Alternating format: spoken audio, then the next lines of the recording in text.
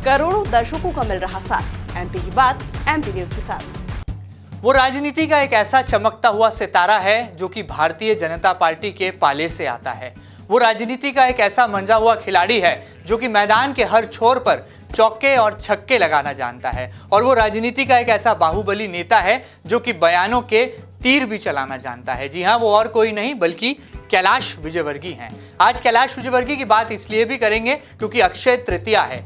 अक्षय तृतीया पर 3 बातों का यहाँ पर ख्याल रखना बहुत जरूरी है।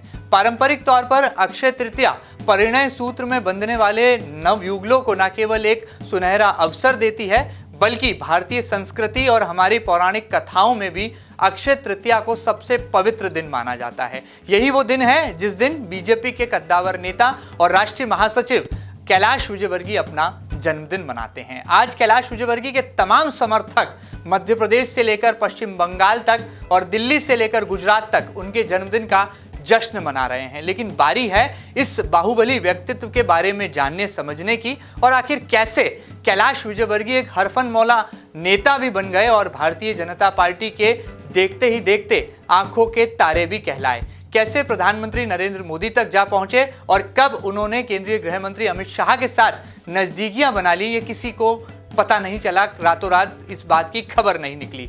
कैसे मध्य प्रदेश की गलियों से निकलकर दिल्ली तक उन्होंने डेरा डाला, पूरी कहानी पर एमपी न्यूज की इस खास पेशकश में डाल लेते हैं एक खास नजर।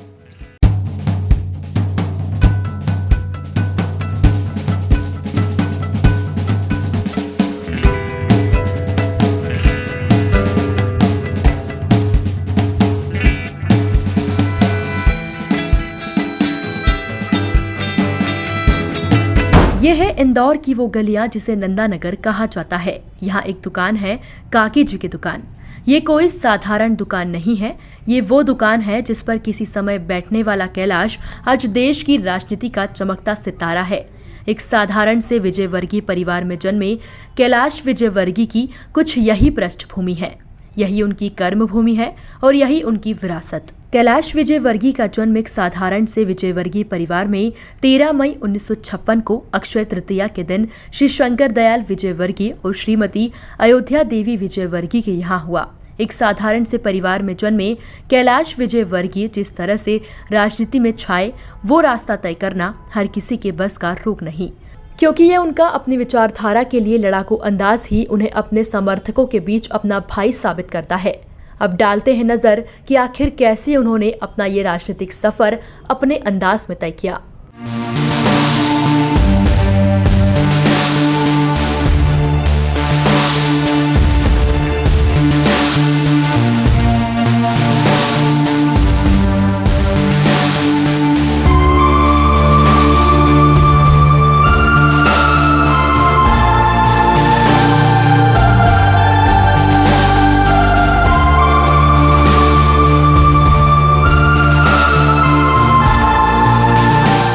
इंदौर के भाई के नाम से विख्यात कैलाश विजयवर्गीय अपनी किराने की दुकान पर बैठने के साथ ही शिक्षा में भी निपुण थे। उन्होंने नंदानगर की सरकारी स्कूल से शिक्षा लेकर बीएससी और एलएलबी की डिग्री ली। लेकिन विजयवर्गीय की जिंदगी ने तब करवट ली जब उन्होंने आरएसएस की शाखा में जाना शुरू किया और उसके बाद साल 1975 से अखिल भारतीय विद्यार्थी परिषद में काम करना। उनकी दिमागी सूझबूझ और क्षेत्र में परिवार की बेदाग छवि को देखकर उन्हें भाजपा ने पार्षद का टिकट दिया, जिसमें उन्हें बड़े अंतर से सफलता मिली। ये उनकी राजनीति की वो शुरुआत थी जिसने कभी पीछे मुड़कर नहीं देखा। साल 1985 में पार्षद बनने के बाद मील क्षेत्र में कैलाश विजयवर्गीय का नाम का जो चेहरा सियासत में आया, उसने बीजेपी का झंडा धीरे धीरे पूरे मील क्षेत्र में गाड़ दिया। उनकी इस क्षमता को पार्टी ने शुरू से पहचान लिया था। पार्टी ने उन्हें भारतीय जनता युवा मोर्चा में प्रदेश मंत्री और फिर भाजपा विधि प्रकोष्ठ का संयोजक बनाया। सफलता की इन सीढ़ियों को एक और पायदान कैलाश विजयवर्गीय ने तब दिया जब वो पहली बार साल 1990 में इंदौर की विधानसभा 4 से विधायक का चुनाव लड़ी। कहते हैं कि इसी के बाद उसके गले में भगवा दुपट्टा आया जो आज तक उनके शरीर से लिपटा रहता है। इस चुनाव में कैलाश विजयवर्गीय ने इकबाल खान को शानदार मतों से हराया। यह उनकी सफलता थी कि इसके बाद उन्होंने कभी मुड़कर नहीं देखा।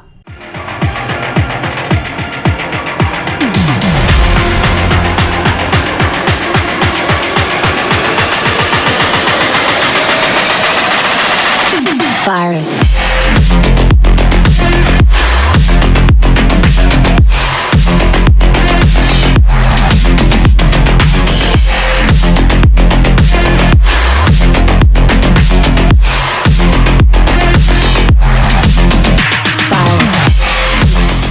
कभी भी सियासी चुनावों में हार का स्वाद नहीं चखने वाले कैलाश विजयवर्गीय ने विधानसभा 4 से जीतने के बाद अगले चुनाव में उन्होंने अपने गृह क्षेत्र इंदौर 2 का रुख किया। इसी बीच वो भारतीय जनता युवा मोर्चा के राष्ट्रीय उपाध्यक्ष भी बनाए गए।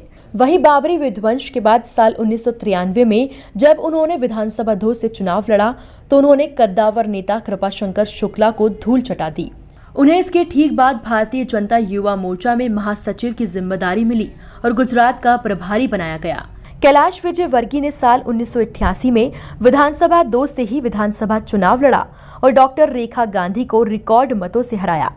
इसी चुनाव के बाद उनकी मजदूर के बेटे की छवि चमकी और सफलता की सीढ़ी वो चढ़ते ही गए। विधानसभा 2 से विधायक रहने के दौरान आया साल 2000। इस साल वो इंदौर के महापौर के रूप में निर्वाचित हुए और उन्होंने कांग्रेस के सुरेश सेठ को हराया। इसके बाद साल 2003 में विधानसभा चुनाव में उन्होंने कांग्रेस के अजय राठौर को हराकर जीत हासिल की। इस समय वे दक्षिण एशिया के महापौर परिषद के अध्यक्ष के रूप में मनोनीत किए गए। इसी साल बीजेपी की सरकार में उन्हें मंत्री पद से भी नवाजा गया। उमा भारती और बाबूलाल गौर के मुख्यमंत्री रहते दोनों के कार्यकाल में वो लोक निर्माण मंत्री रहे। इसके बाद शिवराज सिंह चौहान को मुख्यमंत्री बनाने पर भी उन्हें फिर से लोक निर्माण और सूचना प्रौद्योगिकी मंत्री बनाया गया।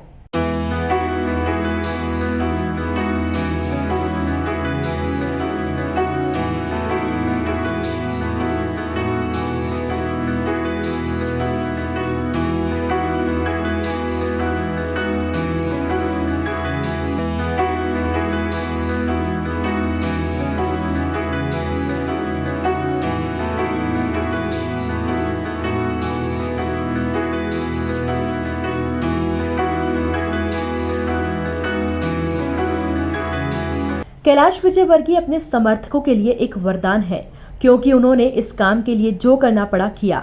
इसी कड़ी में उन्हें साल 2008 में अपनी परंपरागत विधानसभा 2 छोड़नी पड़ी, क्योंकि इस सीट पर उन्होंने अपने कट्टर समर्थक रमेश मेंदोला को मैदान में उतारा।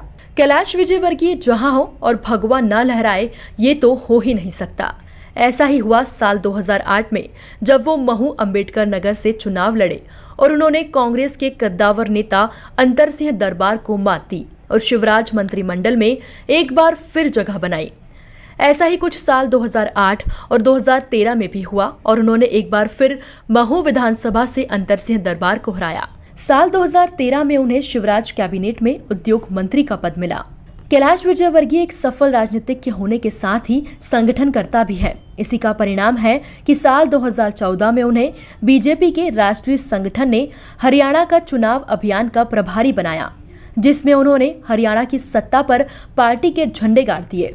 इसके बाद उनकी संगठन क्षमता को पहचान कर पीएम मोदी के खास सिपह सालार अमित शाह ने राष्ट्रीय अध्यक्ष रहते उन्हें दिल्ली बुला लिया और राष्ट्रीय महासचिव बनाकर पश्चिम बंगाल का प्रभारी बनाया। इतिहास गवाह है कि पश्चिम बंगाल में जिस तरह से आज बीजेपी नंबर 2 की पार्टी बन गई है, उसका बड़ा श्रेय कैलाश विजयवर्गीय को जाता है।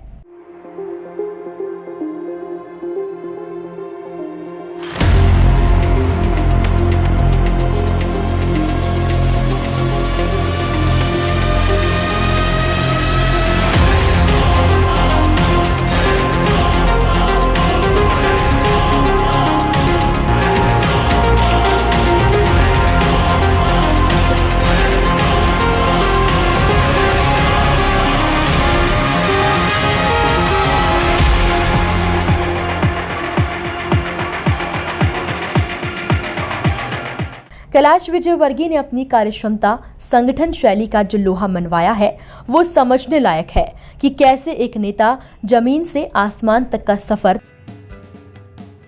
चलिए, कैलाश विजयवर्गीय के नाम में ही यहाँ कहा जाता है कि बहुत बड़ी राजनीति की गहराई छुपी है और नंदानगर की गलियों से निकले कैलाश अब दिल्ली की राजनीति में दस्तक दे रहे हैं। कहा जाता है कि जब भी सत्ता परिवर्तन हो या फिर संगठन के सूत्रों को नीचे तक पहुंचाने की बारी हो, कैलाश विजयवर्गीय एक महारथी महाराजनेता बन जाते हैं।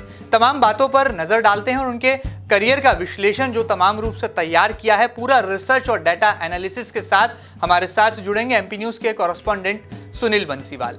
सुनील जी, क्या पूरी जानकारी आपके पास है और क्या माना जाए आज के दौर में, क्या राजनीति में ये कड़कपन, ये लड़कपन और ये दबंग और निडर अंदाज कैलाश विजयवर्गीय को भारतीय जनता पार्टी ही नहीं बल्कि पूरे देश के राजनीतिक कैनवास में एक अलग मुकाम, एक अलग स्थान दिलाती है? क्या कुछ आपका एनालिसिस है?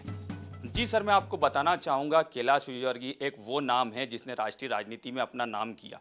राष्ट्रीय राजनीति में इस तरह से नाम किया, जब वो इंदौर से पहला चुनाव लड़े तो वो पार्षद बने, पार्षद के बाद वो विधायक बने, विधायक बनने के बाद राज्य में मंत्री बने और मंत्री बनने के बाद जब हमने देखा कि वो राष्ट्रीय राजनीति में आज राष्ट्रीय महासचिव हैं बीजेपी के, और बीजेपी में जिस तरह से उनका नाम है, पिछले चुनाव में बंगाल के प्रभारी थे, सारा घटनाक्रम पूरे देश ने देखा कि किस तरह से उन्होंने राजनीति में अपनी संगठन क्षमता को मजबूत किया।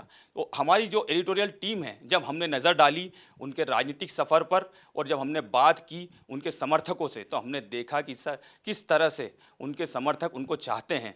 उनकी समर्थकों के कारण ही वो आज इंदौर में अपनी पहचान बनाए हुए हैं और आज हम देखते हैं किस तरह से कैलाश विजयवर्गीय को चाहने वालों की लंबी फहरिस्त है। चलिए, बहुत बहुत शुक्रिया यहाँ पर सुनील जी हमारे साथ जुड़ने के लिए। तो ये थे एमपी न्यूज के कॉरेस्पॉन्डेंट जो कि हमें बता रहे थे कि कैसे कैलाश विजयवर्गीय ने अपना न केवल राजनीतिक सफर यहाँ पर तय किया है बल्कि आज भी वो एक नौजवान की भांति पूरे देश का भ्रमण करते नजर आते हैं। कभी गुजरात में छात्र संसद में जो है वो अपना संबोधन देते दिखाई देते हैं, तो कभी दिल्ली में राष्ट्रीय अध्यक्ष जेपी नड्डा के साथ संगठन की रणनीति बनाते भी देखे जाते हैं। और रही मध्य प्रदेश की बात, तो उनका दिल जरूर कहा जाता है कि मध्य प्रदेश में ही धड़कता है। मध्य प्रदेश की राजनीति से थोड़ा दूर रहते हैं लेकिन दिल्ली में रहकर भी अपने शहर इंदौर की चिंता बखूबी करते हैं। और जाते जाते एमपी न्यूज की एडिटोरियल टीम का यह निचोड़ है कि हालिया रिलीज फिल्म पुष्पा में जो डायलॉग है कि मैं झुकेगा नहीं, कुछ इसी अंदाज में राजनीति करते हैं कैलाश विजयवर्गीय, जिन्हें झुकना पसंद नहीं लेकिन झुकाने में वो बड़े माहिर यहां पर मंजे हुए राजनेता माने जाते हैं। उम्मीद है कि उनके इस जन्मदिन पर जो तमाम रिसर्च और डेटा एनालिसिस एमपी न्यूज की एडिटोरियल टीम ने आप तमाम दर्शकों के समक्ष प्रस्तुत किया वो आपको पसंद आया होगा। और ताजा तरीन खबरों के लिए आप लगातार बने रहिएगा आपके अपने न्यूज चैनल एमपी न्यूज के साथ। फिलहाल दीजिए इजाजत, नमस्कार।